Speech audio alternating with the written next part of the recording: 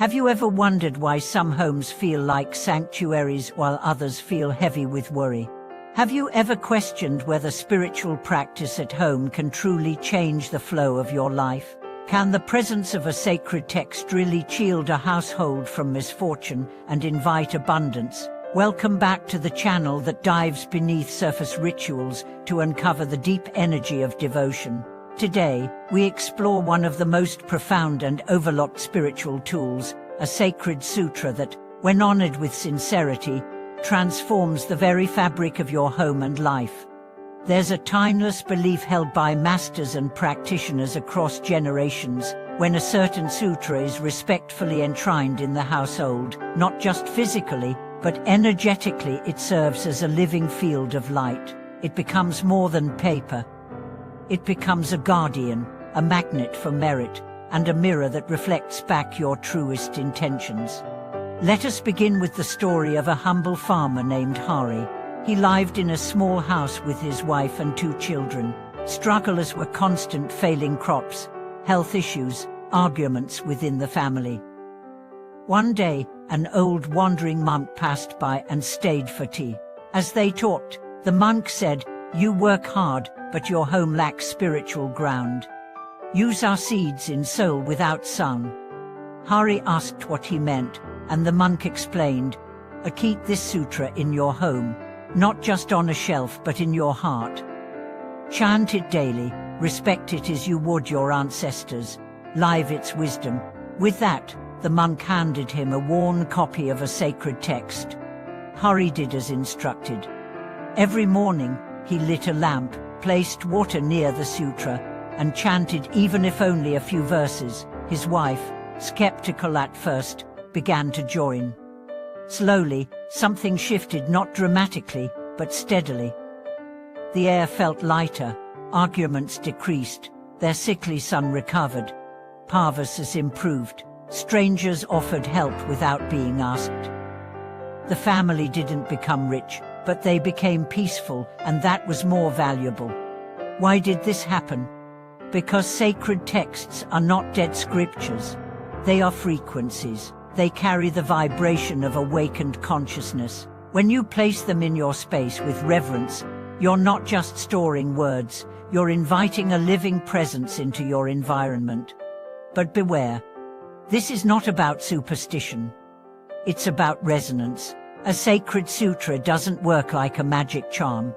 It works like sunlight. You still need to open the windows to let it in. So what makes this practice so transformative? First, it anchors your home in intention. When you treat a space as sacred, it begins to reflect sacredness. Just as clutter breeds chaos, reverence breeds clarity. A corner with a sutra, lamp, and simple offerings becomes a center of stillness in a stormy world. That energy radiates into conversations, decisions, and even dreams. Second, it purifies your emotional field. Reciting the sutra regularly brings your voice, breath, and attention into harmony. Over time, this discharges anger, fear, and heaviness lodged in your nervous system. The sound acts like sacred rain, cleansing residues you didn't know were stuck. Third, it becomes a field of merit. Every time you read, chant, or simply bow before the sutra, you plant karmic seeds. These don't just benefit you, they uplift the land, protect animals nearby, and help beings you'll never meet. The home becomes a quiet temple. Visitors feel the peace without knowing why. Let me share the story of another practitioner, Ongoli, who placed the sutra on a shelf above her bed. At first, she didn't understand it fully, but she showed respect. She kept the area clean. She avoided speaking harshly nearby. She offered incense once a week. One night, she had a vivid dream. She saw her ancestors bowing before the sutra with tears in their eyes. The next day, her estranged brother called after 10 years of silence. Coincidence, perhaps, or perhaps the field of merit extended beyond her comprehension. This is what happens when we treat the sacred as alive. But it's not only about results.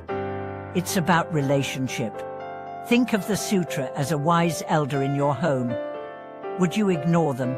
Would you place them next to clutter or disrespectful items? Would you forget their presence for weeks? When we treat sacred texts with reverence, we cultivate an attitude that seeps into everything. Here's how to begin if you want to bring this blessing into your home. Find a quiet place. It doesn't have to be grand. A simple shelf, clean cloth, a candle or lamp, a flower if possible. Place the sutra there, not as a trophy, but as a presence. Before sitting, wash your hands. Offer your attention. Even 5 minutes of sincere reading daily is better than an hour of distracted chanting. If you live with others, include them gently. Don't force. Let your practice invite, not impose. When they see the peace it brings you, they'll become curious. Don't worry if you don't understand every line. The heart feels what the intellect cannot. If you can, avoid placing the sutra in places associated with idle chatter, arguments, or entertainment. Let it be a space of calm. You may notice over time that your sleep improves, your thoughts settle faster, and your reactions soften. You may feel protected not from misfortune, but from fear. You may notice that blessings begin to flow, not because of rituals, but because your frequency changed. It is said in many traditions that the presence of a single verse, sincerely honored, can alter destiny. Why? Because when you vibrate with truth, you align with the laws of the universe. And this alignment is the true meaning of protection, what walls, not weapons, but resonance. One final story. A teacher once told his students, do not merely carry the sutra in your hand, carry it in your breath, in your feet, in your choices. A student asked, how will I know when I've done that? The teacher said, when your presence becomes medicine, when your silence becomes teaching, when your home becomes refuge, not just for you, but for all who enter. That is the power of living sutra. So, whether you live in a palace or a tiny apartment, create space for this light, not to impress, not to escape, but to remember who you are, to return, to root. Thank you for watching this video. If today's message stirred something in you, share your story in the comments. Have you ever kept a sacred text in your home? What changes did you feel? Let's learn from each other. Subscribe, like this video, and come back next time as we continue uncovering the practices that bring true peace, not just in rituals, but in the rhythm of daily life. See you soon.